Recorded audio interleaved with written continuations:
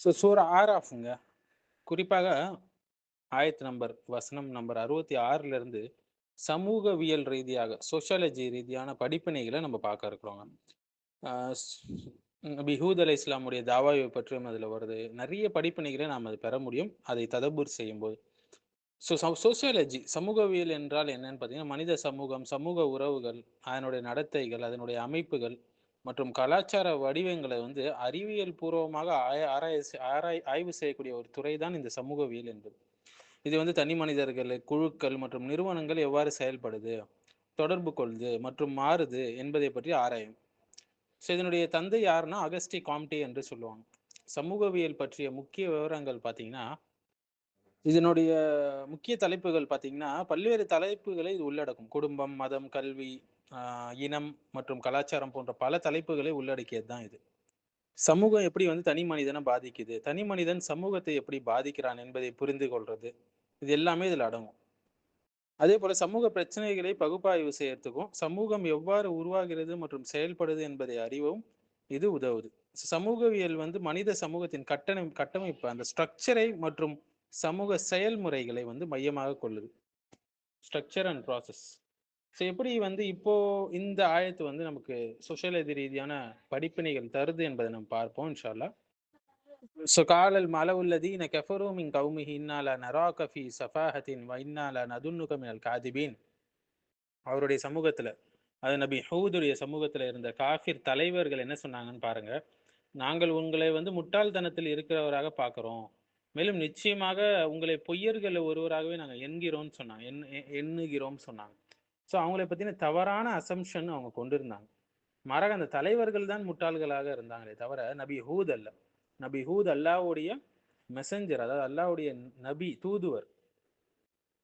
சமூகவியல் ரீதியாக அந்த கோணத்துல ஆய்வு செய்யும்போது இந்த ஆயத்துல பாருங்க, அல் மலா என்று வருது. இது சாதாரண மக்களை குறிக்கல, மாறாக அந்த சமூகத்தின் தலைவர்களை, எலைட் என்று சொல்லுவாங்க பாருங்க, அதிகார வர்க்கத்தை, ரூலிங் கிளாஸை குறிக்குது. இது வந்து சமூகவியல்ல இது மிகவும் முக்கிய கான்செப்டா இருக்குங்க. அதாவது power structure and elite control என்று சொல்லுவாங்க. சமூகத்துல உண்மையை நிர்ணயிப்பது வந்து பல நேரங்கள்ல அதுல இருக்கக்கூடிய மேல்தட்டு வர்க்க மக்கள் தான். அதுல இருக்கக்கூடிய அதிகாரிகள் எலைட் தான். ஹூத் அலை இஸ்லாம் உண்மையை சொல்லும்போது, ஹக்க சொல்லும்போது, தௌஹீதை எடுத்து வைக்கும்போது அவங்க அதை வந்து விவாதிக்கல. மாறாக கேரக்டர் அசாசினேஷன் பண்ணாங்க. அவரை பொய்யர்னு சொன்னாங்க, அவரை முட்டாள் என்று சொன்னாங்க. இது வந்து பவர் ப்ரொடெக்ட்ஸ் இட் செல்ஃப் என்று சொல்லக்கூடிய ஒரு சமூகவியல் விதி, ஒரு சோஷியாலஜி விதி இது. அதாவது முக்கிய பாயிண்ட் என்னன்னா, அதிகாரம் இருக்கிற இடத்துல உண்மையை ஒடுக்க ஒரு நரேட்டிவ் கண்ட்ரோல் எப்பவுமே நடந்து கொண்டிருக்கும். ஃபார் எக்ஸாம்பிள் லேபிளிங் தியரி சொல்லலாம். இது வந்து ஒரு சமூகவியல் கோட்பாடு. ஒருத்தர் உண்மையை சொன்னாலும் சமூகமே அவரை சேர்ந்து முட்டாள், பைத்தியம், பொய்யன் என்று லேபிள் செய்யும் தவறாக. இன்னைக்கு கூட பார்க்கலாம் இல்லைங்களா? குறிப்பாக அரசியல் சூழல்கள்ல நம்ம பார்க்கலாம். ஹூத் அலை இஸ்லாம் மீது இப்படிதாங்க நடந்தது. இது மாடர்ன் சோஷியாலஜில ஒரு முக்கிய விஷயமாக இருக்கு இந்த லேபிளிங் தியரி என்பது. என்ன சொல்லுவாங்கன்னா, if you can label someone you don't need to refit them அப்படின்னு சொல்லுவாங்க. ஒருத்தவரை நீங்க தவறா லேபிள் பண்ணிட்டீங்கன்னா, முத்திரை குத்திட்டீங்கன்னா, அவங்கள மறுக்கணும்னு அவசியமே இல்ல. அதுதான் இந்த விதி. அடுத்தது group thinking and social pressure என்று சொல்லுவாங்க. தலைவர்கள் இப்படி சொன்னதால பொதுமக்களும் அதை என்ன சொன்னாங்க? கண்மூடித்தனமா ஏற்றுக்கொண்டாங்க. இதைதான் குரூப் திங்கிங் என்று சொல்லுவாங்க. மக்கள் சுயமா சிந்திக்காம ஒரு கூட்டத்தை, குழுவை பின்பற்றுவது. அதுவும் பெரும்பாலும் தலைவர்கள், அந்த ஊர் தலைவர்களே. இன்னைக்கு கூட சொல்லுவாங்கல்ல, ஊர் தலைவர் சொல்லிட்டு அவ்வளவுதான்பா, கேட்டுணும்பா. யார் சொன்னா? அப்படிலாம் கேட்கணும்னு அவசியம் இல்லை. அது ஹக்கா இருந்தாதான் அது கேட்கணும். குர்ஆன் சுன்னா ஒத்து இருந்தாதான் அதை கேட்கணும். தலைவர்கள் தவறாக இருந்தாலும் மக்கள் அவர்களை பிளைண்ட் ஃபாலோ செய்யக்கூடாது, கண்மூடித்தனமாக பின்பற்றக்கூடாது. நவீன காலத்துல நீங்க பார்க்கலாம் இல்லைங்களா, மீடியா நரேட்டிவ் கண்ட்ரோல். இன்றைய உலகத்துல மீடியா, அரசியல், கார்ப்பரேட் பவர், இவைதான் மலாக இருக்குது. இவைதான் தலைவர்களாக இருக்குது. உண்மையை சொல்றவங்கள எக்ஸ்ட்ரீமிஸ்ட், பேக்வேர்டு, அன்சைன்டிபிக் என்று லேபிள் முத்திர குத்துவாங்க தவறா. ஹூத் அலை இஸ்லாம் மீது சொன்ன வார்த்தைகளே இன்னைக்கு ரிப்பீட் ஆகுது இல்லைங்களா? இன்னைக்கு மதத்தை பின்பற்றக்கூடியவர்கள், அவங்களுக்கும் மதத்தை புறந்தள்ளி விட்டு இருக்கக்கூடிய தலைவர்கள், பெரும் தலைவர்களுக்கும் நீங்க பார்க்கலாம், செக்குலர் எலைட்ஸுக்கும் நடுவில் தௌஹீல அது இஸ்லாமிய மதிப்புகளை ஒருத்தவர் பேசிட்டு இருக்காருன்னா, அவர் வந்து ரேடிக்கலுங்க, அவர் வந்து அவுட்டேட்டடுங்க, பேக்வேர்டுங்க என்று சொல்லி உடனே தள்ளுபடி செய்ய பார்ப்பாங்க அவரை. இது வந்து நவீன கால கேன்சல் கல்ச்சர்லயும் பார்க்கலாம். சமூகத்தை பிரபலமா இருக்கக்கூடிய ஒரு டாமினன்ட் ஐடியாலஜி, ஒரு டாமினன்ட் சித்தாந்தத்தை பத்தி ஒருத்தவர் அதற்கு எதிராக பேசினா அவரை சமூகமே ஒதுக்கி வச்சிடும். ஃபர்ஸ்ட் ஐசோலேட் செய்யும். அடுத்தது கேரக்டர், அவங்களுடைய கேரக்டர் அட்டாக் செய்ய முயற்சிக்கும். அவங்களுக்கு தவறா பொய் சொல்ல ஆரம்பிக்கும். ஹவுத் அலை இஸ்லாம் மீதும் இதுதான் நடந்தது. மாடர்ன் கேன்சல் கல்ச்சர் உடைய புரோட்டோடைப் தான் அதுன்னு சொல்லலாம். அந்த மக்கள் தலைவர்கள்லாம் புறக்கணிச்சாங்க ஹவுத் அலை இஸ்லாம. இதுல இருந்து முக்கிய சமூக படிப்பினைகள் என்னன்னு பாத்தீங்கன்னா, சோசியாலஜி ரீதியான படிப்பினைகள் பாத்தீங்கன்னா, முதலாவது உண்மை வெர்சஸ் அதிகாரம். அதாவது உண்மை எப்போதும் அதிகாரத்தோடு அலைன் ஆகாது. அடுத்து எலைட் மேனிப்புலேஷன். அதிகார வர்க்கம் தங்களுடைய நிலையை காப்பாற்றி கொள்றதுக்கு ஒரு நரேட்டிவை உருவாக்குவாங்க. அடுத்தது சமூக மனநிலை. மக்கள் பெரும்பாலும் சுயமா சிந்திக்காம ஒரு கூட்டத்துடைய தலைவர்களை தான் பின்பற்றுவாங்க. எல்லா காலத்திலும் இப்படிதான் நடக்கும். அடுத்த 4வது விஷயம் தாவாவோட ரியாலிட்டி. உண்மையை சொல்பவர் சமூகத்துல எதிர்ப்பை எதிர்கொள்வது ஒரு நாம். அது ஒரு பொதுவான விஷயம், அது எக்ஸெப்ஷன் கிடையாது. ஹூத் அலை இஸ்லாம் என்ன சொன்னாங்க, அல்லாஹ்வுக்கு மட்டும்தான் முழு அதிகாரம் இருக்கு எல்லா விஷயத்திலையும். ஆனா அந்த தலைவர்கள் என்ன சொன்னாங்க, நாங்க தான் சமூகத்தை நிர்ணயிக்கிறோம் என்று சொன்னாங்க. அதிகாரம் எங்களுக்கு தான் சொன்னாங்க. ஸோ இது ஒரு அக்கீதா சார்ந்த விஷயம் மட்டும் இல்ல, இது ஒரு சமூகவியல் சார்ந்த ஒரு பவர் ஸ்ட்ரகிள் என்று சொல்லலாங்க. ஸோ ஒரு ஆராஃப் நமக்கு என்ன சொல்லுதுன்னா, 66வது ஆயத்து, உண்மை பேசுபவர்களை சமூகமே ரிஜெக்ட் செய்யும். அதிகார வர்க்கம் உண்மையை எப்பவுமே ஒடுக்க தான் பார்க்கும். அடுத்தது அதுக்கான அவங்க கையாளக்கூடிய விஷயங்கள் என்ன பார்த்தீங்கன்னா, இல்லை தவறா முத்திரை குத்துறது, மற்றவங்கள நரேட்டிவ் கண்ட்ரோல் பண்றது, ஒரு சோஷியல் ப்ரெஷர் பண்றது, சமூகம் ஒரு அழுத்தத்தை கொடுக்கறது, இது எல்லாம் பழைய காலத்திலையும் இருந்தது, இன்றும் இருக்கிறது, இனி வரக்கூடிய காலங்களிலும் தொடரும். ஸோ இந்த ஆய்வு ஒரு வரலாற்று சம்பவம் மட்டும் இல்லை, மாறாக ஒரு டைம்லெஸ் சோஷியாலஜிக்கல் லா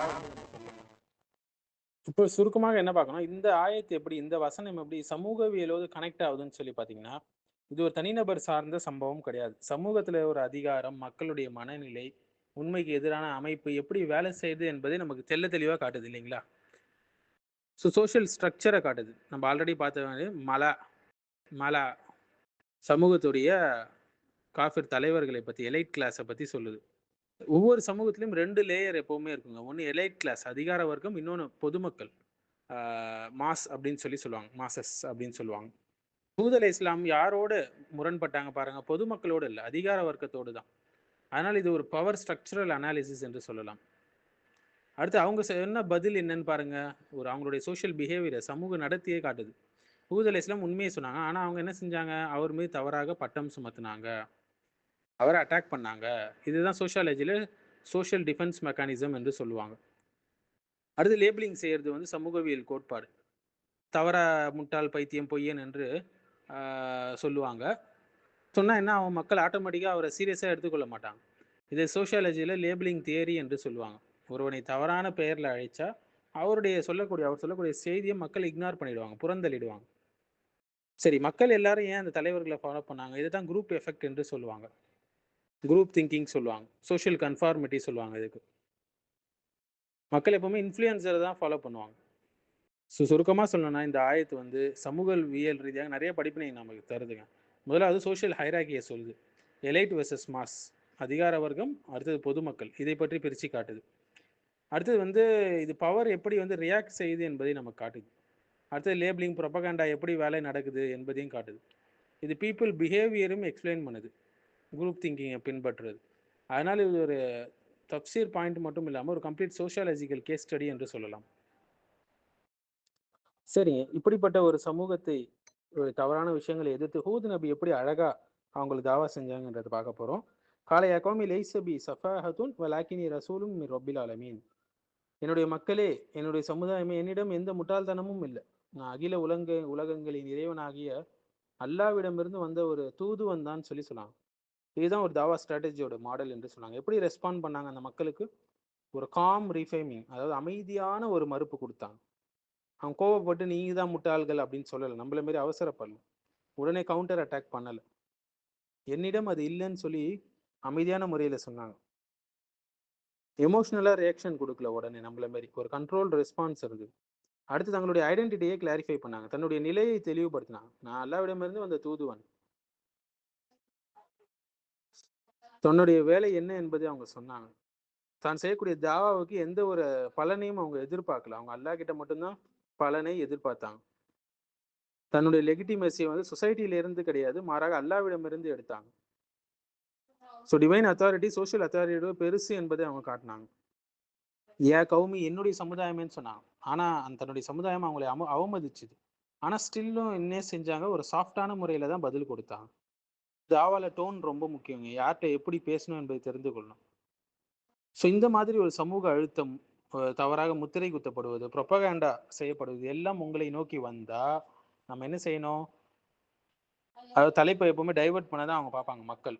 ஆனா நம்மளுடைய செய்தியை வந்து அவங்களுக்கு திரும்ப திரும்ப பொறுமையான முறையில பொலைட்டா சொல்லிட்டே இருக்கணும். நம்ம யார்? நம்ம ஏன் இதை செய்றோம்? என்பதை படிப்படியாக சொல்லிக் கொண்டே இருக்க வேண்டும். சொசைட்டியோட அப்ரூவலை தேடக்கூடாது. மாறாக அல்லாஹ்வுடைய திருப்தியை நாடி தான் இதை செய்ய வேண்டும். ஒருத்தர் சமூகத்துடைய ஒரு அப்ரூவலை எதிர்பார்த்து செஞ்சார்னா, கண்டிப்பாக அவர் கவலையில தான் போவார், ஸ்ட்ரெஸ்ல தான் போவார். அதே நேரத்துல அதப் மெயின்டெயின் பண்ணணும். ஹார்ஷா ரெஸ்பாண்ட் பண்ணக்கூடாது. சாஃப்ட்டான முறையில அவங்களுக்கு தாவா செய்யணும். ஸோ உண்மையை எப்ப சொன்னாலும் அதை எதிர்க்கக்கூடிய ஒரு பெரும்பான்மை சமூகம் இருந்து கொண்டே தான் இருக்கும். ஆனா அதை கையாளும் முறைய தான் நம்ப நபிமார்கள் கிட்டேருந்து கத்துக்கொள்ளணும். எப்படி பொறுமையா அவங்க ஹேண்டில் பண்ணாங்க? எப்படி ஒரு கிளாரிட்டி குடுத்தாங்க? மேலும் அவங்க எப்படி வந்து கண்ணியமான முறையில தாவா செஞ்சாங்க? மக்களுக்கு கொடுக்க வேண்டிய கண்ணியத்த குடுத்தாங்க? எல்லாத்தையும் நம்ம பார்க்கணுங்க.